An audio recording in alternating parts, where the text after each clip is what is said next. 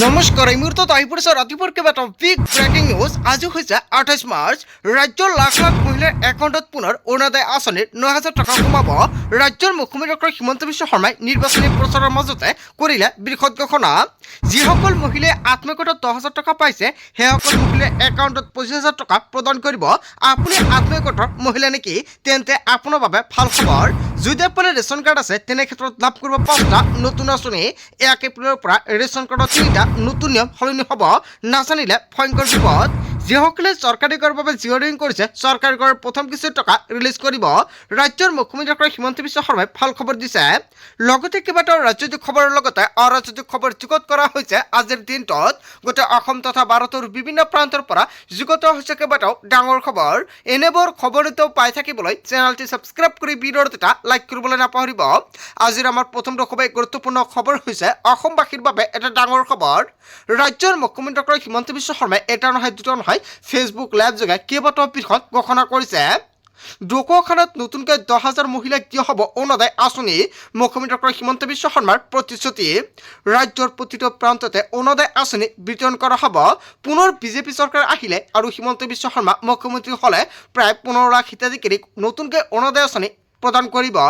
আৰু যিসকলৰ অৰুণোদয় তালিকাত নাম অন্তৰ্ভুক্ত হৈ আছে অৰুণোদয় আঁচনিৰ টকা নাপায় সেইসকল অৰুণোদয় হিতাধিকাৰীক ব্লকত গৈ যোগাযোগ কৰিবলৈ আহ্বান জনাইছে। অতি শীঘ্ৰে আত্মসহায়ক 25জন মহিলাৰ বেংক একাউণ্টত 25,000 টকা প্ৰদান কৰিব। আত্মসহায়ক মহিলাসকলে 10,000 টকাৰ চেক পাইছে নে নাই?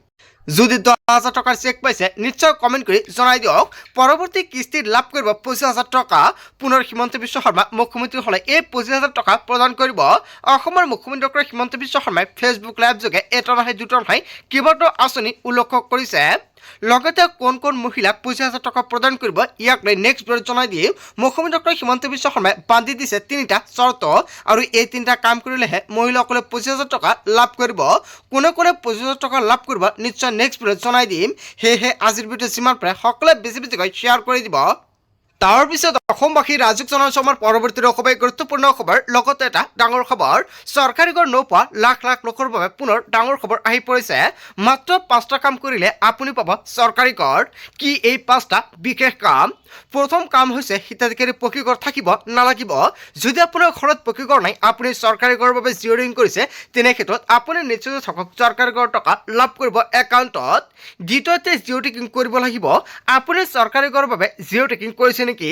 যদি আপুনি চৰকাৰী ঘৰৰ বাবে জিঅ' টেকিং কৰি থৈছে তেনে ক্ষেত্ৰত চিন্তা কৰাৰ কাৰণ নাই, আপুনি চৰকাৰী ঘৰ পাবই।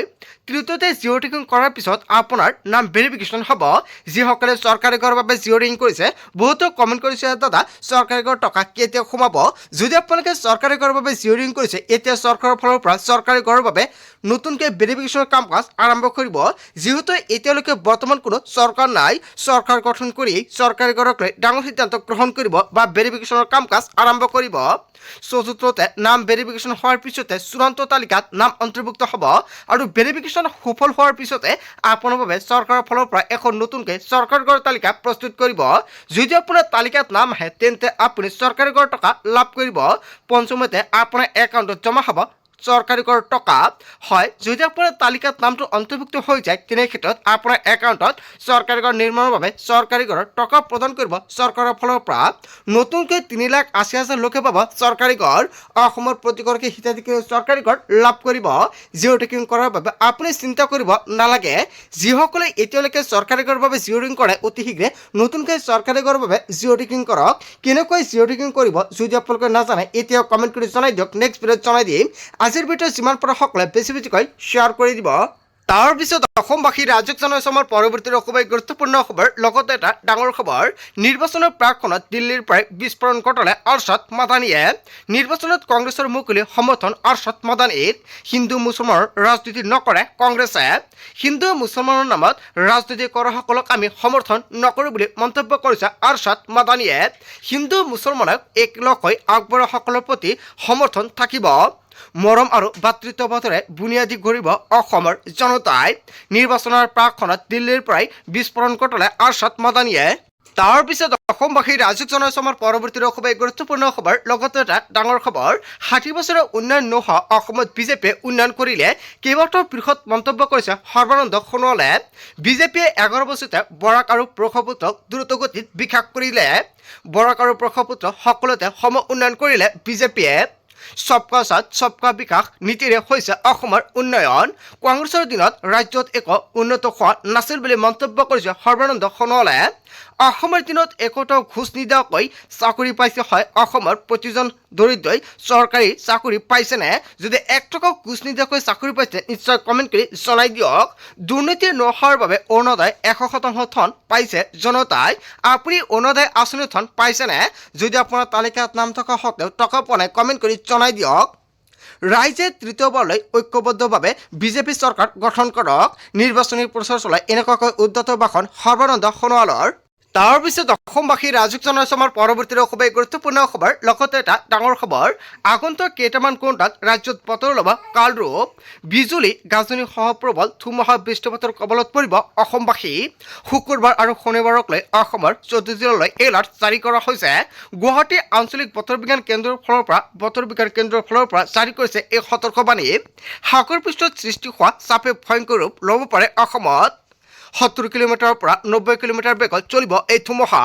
উত্তৰ পূব বাংলাদেশৰ সমুদ্ৰ পৃষ্ঠত উৎপত্তি হৈছে ঘূৰ্ণীবতাহ।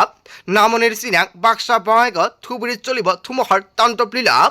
দক্ষিণ হালমাৰা গোৱালপাৰা কোকৰাঝাৰ কেৱল ইয়াই নহয় বজালিত পৰিব ইয়াৰ প্ৰভাৱ।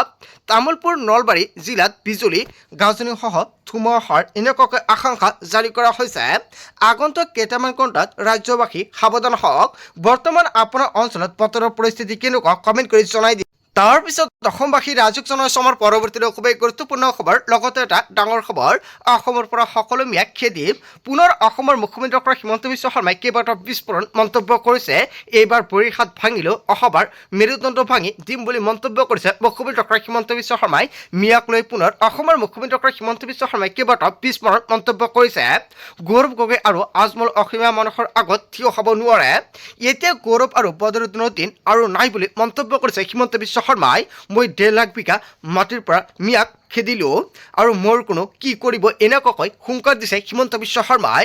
মই সাংবাদিকৰ আগত ভাইটি কাম কৰক এনেকুৱাকৈ হিমন্ত বিশ্ব শৰ্মাই মন্তব্য কৰিছে। মই যি কৰোঁ হাতে কামে কৰক।